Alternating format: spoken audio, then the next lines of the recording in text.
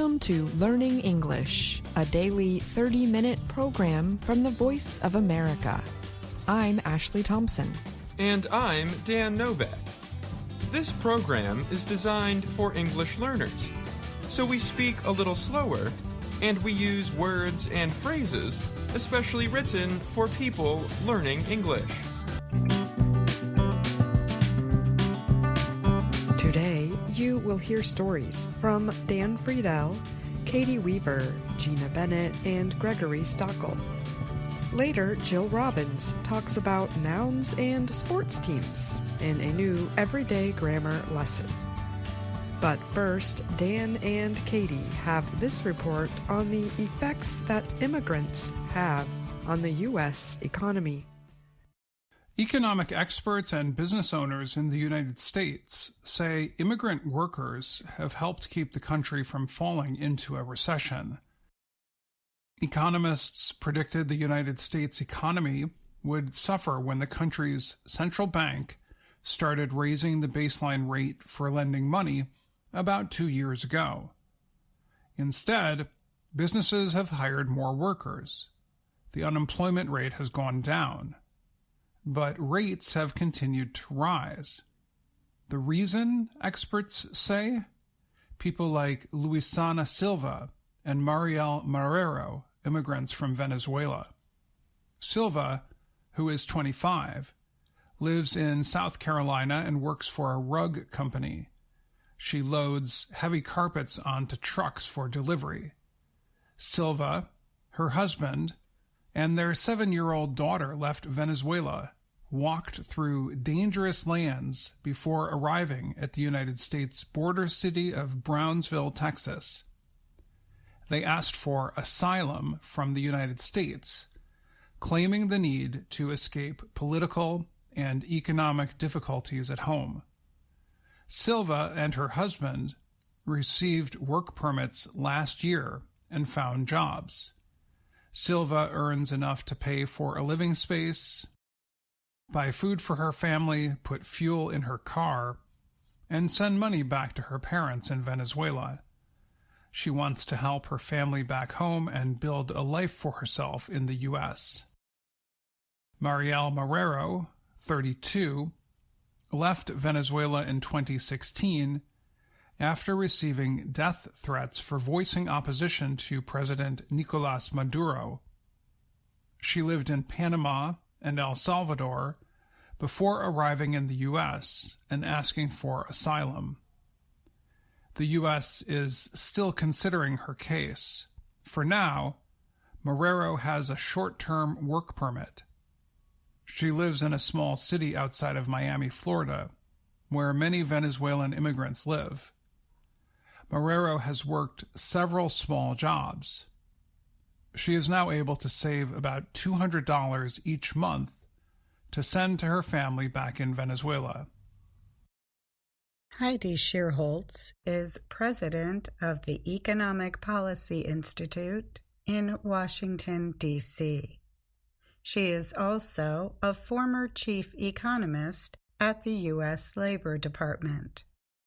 She said economic observers considered it something of a mystery that the U.S. had strong job growth, but also saw inflation drop while interest rates rose.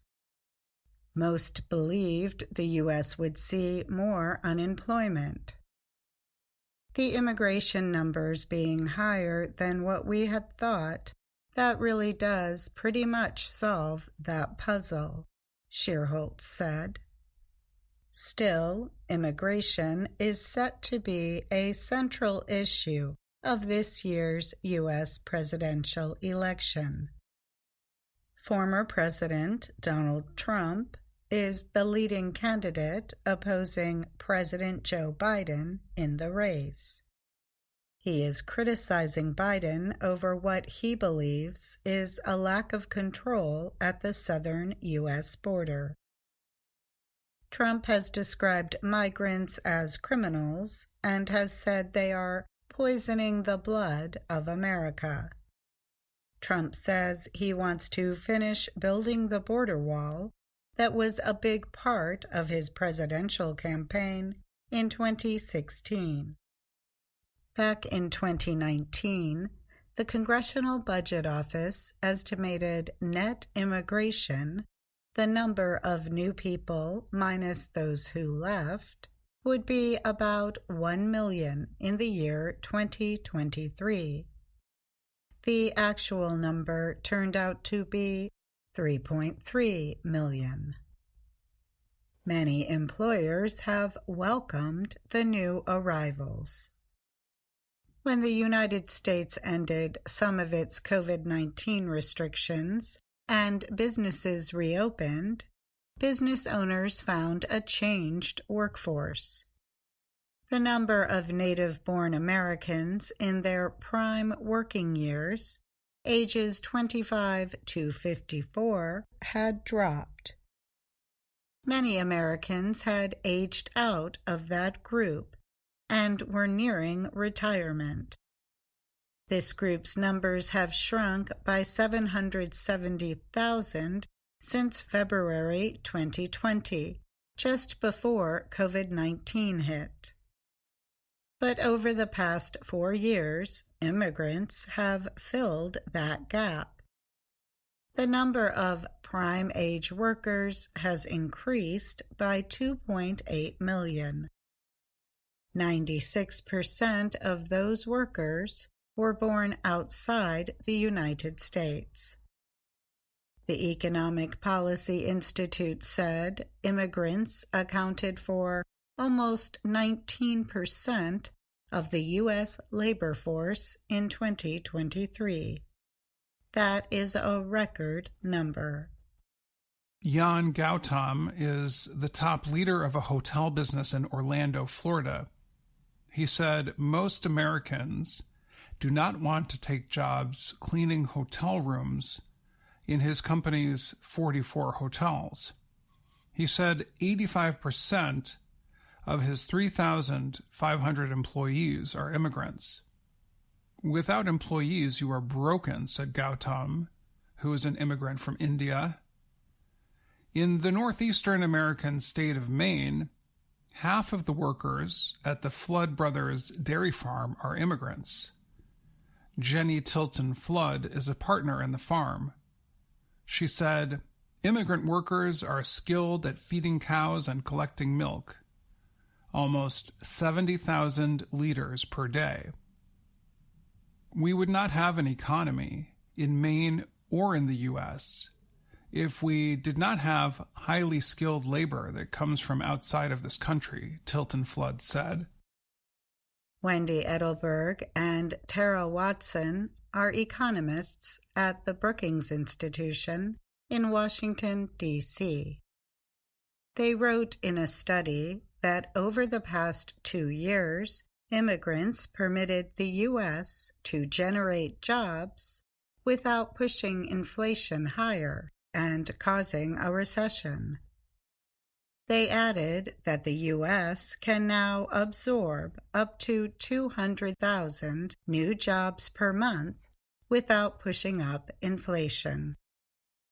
In the past, economists said the number of new workers could not go higher than 100,000 per month without causing an inflation increase. Douglas Holtz-Eakin once led the Congressional Budget Office.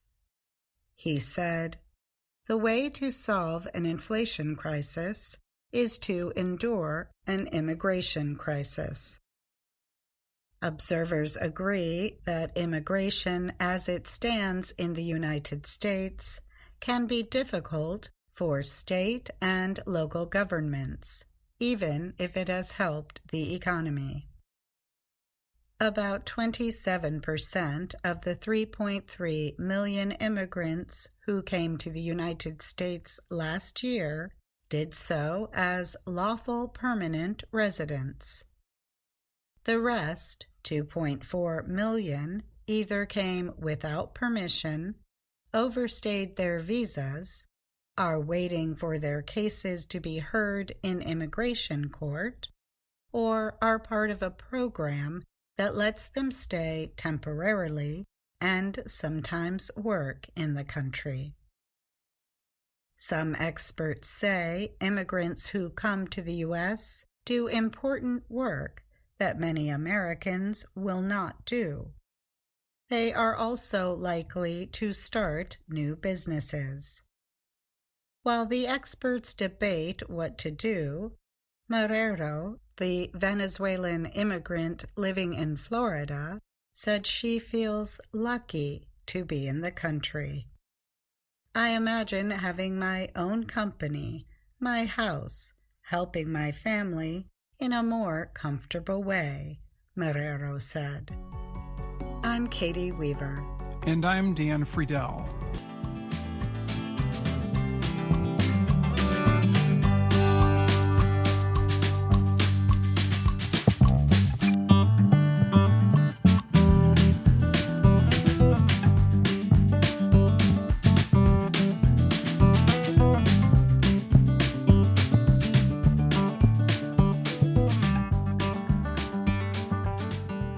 Half of the world's 75 poorest countries are getting poorer compared to the richest economies.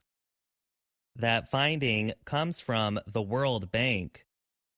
The development agency based in Washington, D.C., recently released a report on the least developed nations. It said that the difference in income growth per person in the poorest countries and the richest has widened over the past 5 years. It is the first time the difference has increased since the beginning of the 2000s. Ayhan Kozay is deputy chief economist of the World Bank and one of the writers of the report. He told Reuters, "For the first time, we see there is no convergence. They're getting poorer." He said the report writers saw a very serious structural regression. Kozay said that is why the report is bringing attention to it.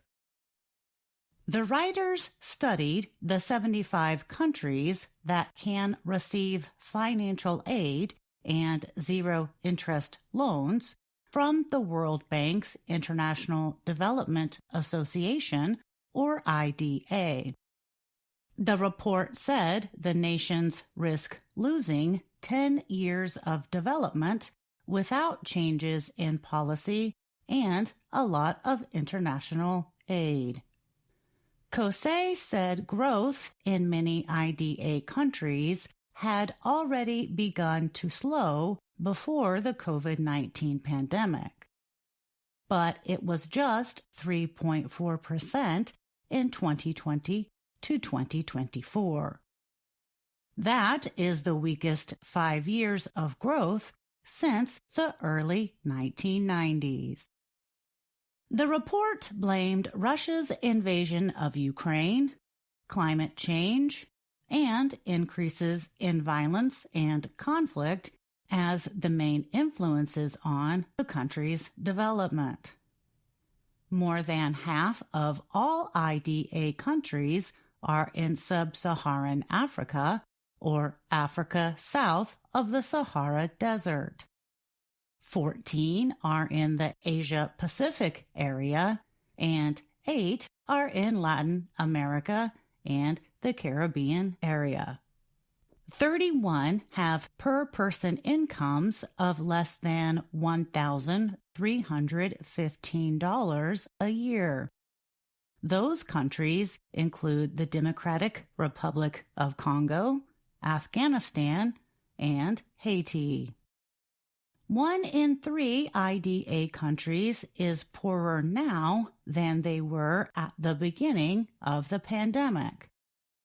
IDA countries make up 92% of the world's people who lack enough affordable, nutritious food. Additionally, half of the countries are in debt distress. That means they are either unable to pay their debt or are at high risk of failing to make payments. These countries have some resources. Many are rich in natural resources and have the possibility of solar energy. They also have young populations at a time when populations are aging in developed countries. However, private and government creditors have been less willing to loan these countries money. U.S. Treasury Undersecretary Jay Shambaugh discussed the situation recently. He warned that China and other emerging official creditors are gaining by reducing loans to low-income countries as the International Monetary Fund and development banks are making money available. He said that almost 40 countries saw more money leaving the country to pay debt than coming in as new loans in 2022. And he said that situation likely increased in 2023. Kosei called for ambitious policies to increase investment. He urged countries to make policy improvements to strengthen their financial systems. He also added that countries should make structural changes to improve education and increase income. Kosei also called for financial support from the world community to lower the risk of limited economic growth. He noted that the World Bank hoped rich countries will increase financial support for the IDA by December. The report added that stronger international efforts on climate change, debt restructuring, and measures supporting international trade remained important. Dermot Gill is chief economist of the World Bank. He noted that China, India, and South Korea had once been among the world's poorest countries. He said they were able to deal with poverty and raise living standards. Those countries are now among the world's strongest economies. He said the world cannot afford to turn its back on IDA countries. I'm Gina Bennett. And I'm Gregory Stockel. VOA Learning English has launched a new program for children. It is called Let's Learn English with Anna. The new course aims to teach children American English through asking and answering questions and experiencing fun situations. For more information, visit our website, learningenglish.voanews.com.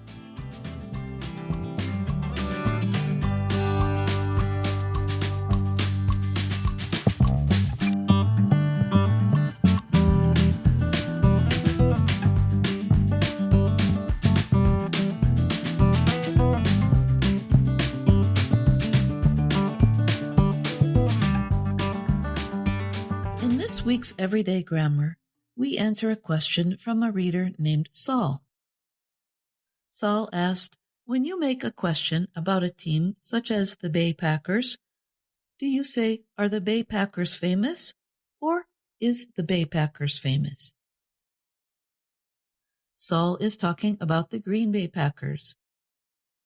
The professional American football team is based in the city of Green Bay, Wisconsin. The team's name, the Packers, comes from a local meat packing plant where one of the team founders worked.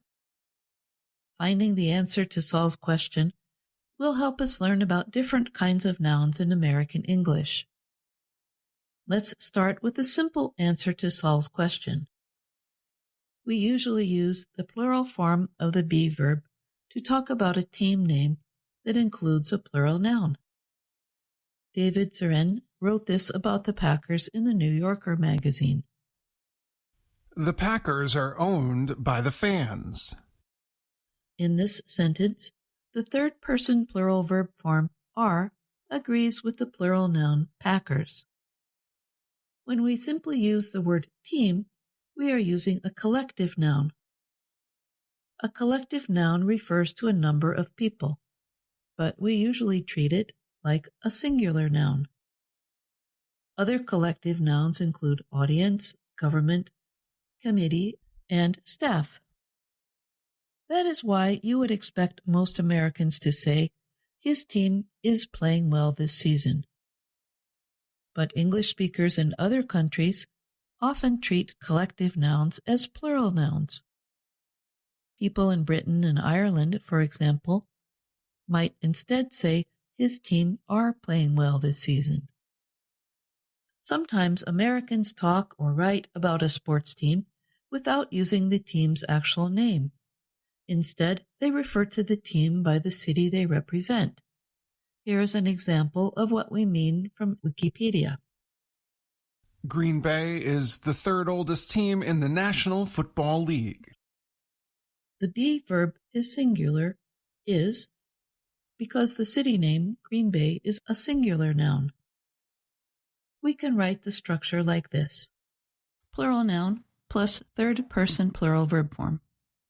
Singular or collective noun plus third-person singular verb form. Many American sports teams have plural names like the Kansas City Chiefs, the Detroit Lions, and the New England Patriots. These names are all count nouns. But some teams have names that are non-count or mass nouns. They include the National Basketball Association's Miami Heat, Orlando Magic, and the Oklahoma City Thunder. This is where things get a little tricky. Let's use the Orlando Magic as an example. The word magic is a non-count noun. Magic is a power that lets someone do impossible things by saying special words or performing special actions. When we talk about magic, we use singular verb forms.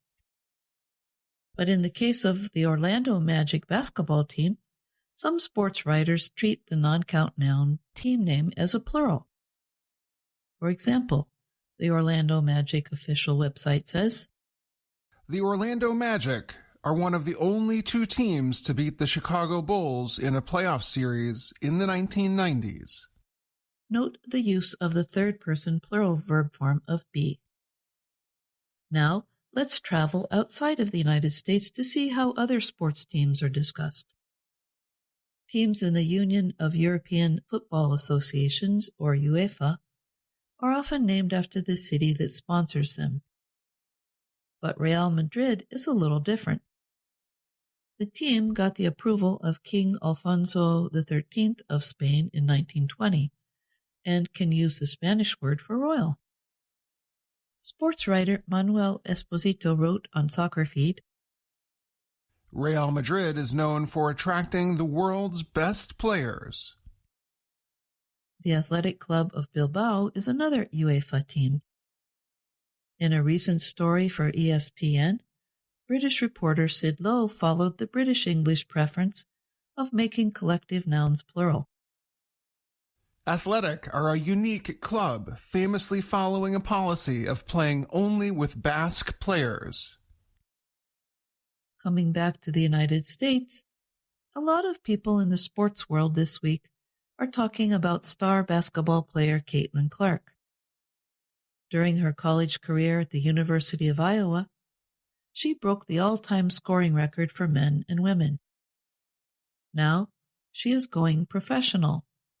Look at how sports writers talked about her new professional basketball team. On Monday, the Women's National Basketball Association held their yearly event in which teams can pick players for the upcoming season. The WNBA team from the state of Indiana, Indiana Fever, got the chance to pick first. Not surprisingly, the team chose Clark. The team's website announced the news like this.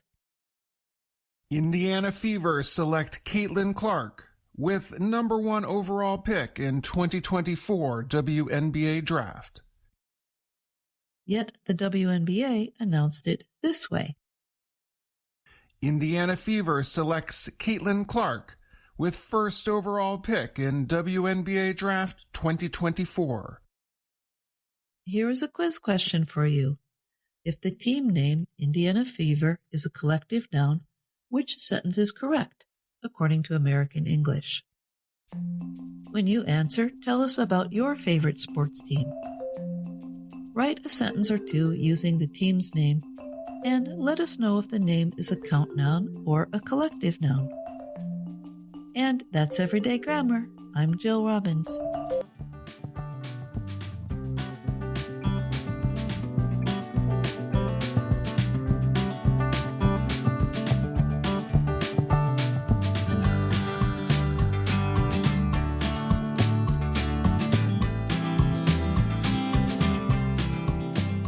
That was Jill Robbins with this week's Everyday Grammar lesson. Jill joins me now to talk more about the grammar and fun facts connected to the program. Hi, Jill. Thanks for being on the show today. Thanks for inviting me, Ashley. Your Everyday Grammar lesson this week was about talking about sports. I don't think you usually talk about sports very much, do you? No, I don't. So I'm definitely not an expert like our friend Dan Friedel. But I learned a lot from doing the story. Can you tell us some of what you learned? Well, I learned about the U.S. football team, the Green Bay Packers. I didn't know they were a community-owned team. Usually the owner is a rich person who is looking to make a profit.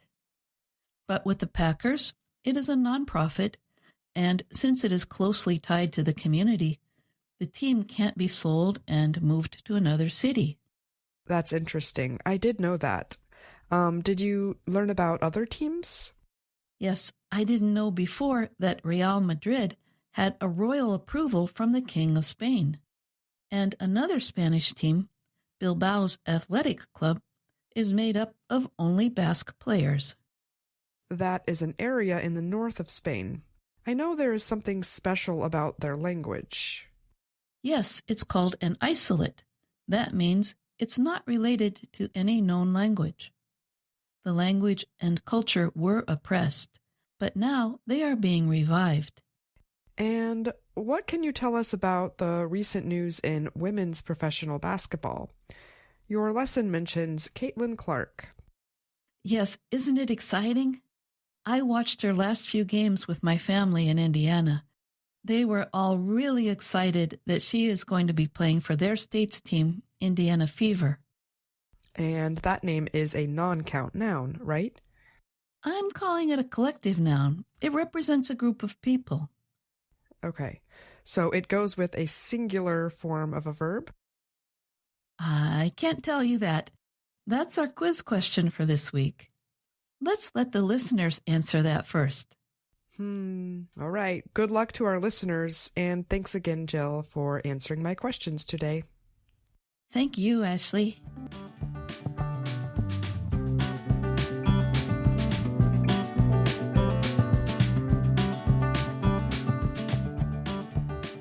And that's our program for today.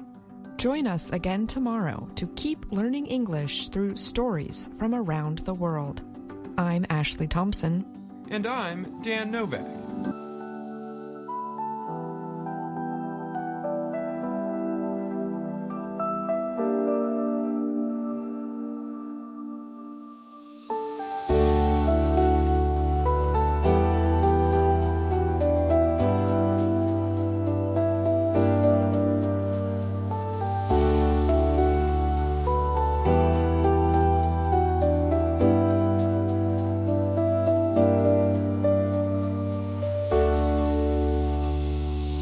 In the silence of the night, under the watchful sky, I feel your heartbeat echo in the air. Across the oceans, through the whispering wind, Your voice calls out a soft and tender prayer. Love beyond the stars, across the endless sea. In every waking dream, it's you and me. Time can't hold us back, nor distance make us part. Forever you will be the keeper of my heart. Beneath the moonlit path where shadows play and dance, I walk alone, but feel you close to me. In every starlit night, in every sunlit day, your love is like the waves, it sets me free. Love beyond the stars, across the endless sea. In every waking dream, it's you and me. Time can't hold us back, nor distance make us part. Forever you will be the keeper of my heart. Those stones will sail with faith that never dies. Our souls entwined beneath the vast open skies.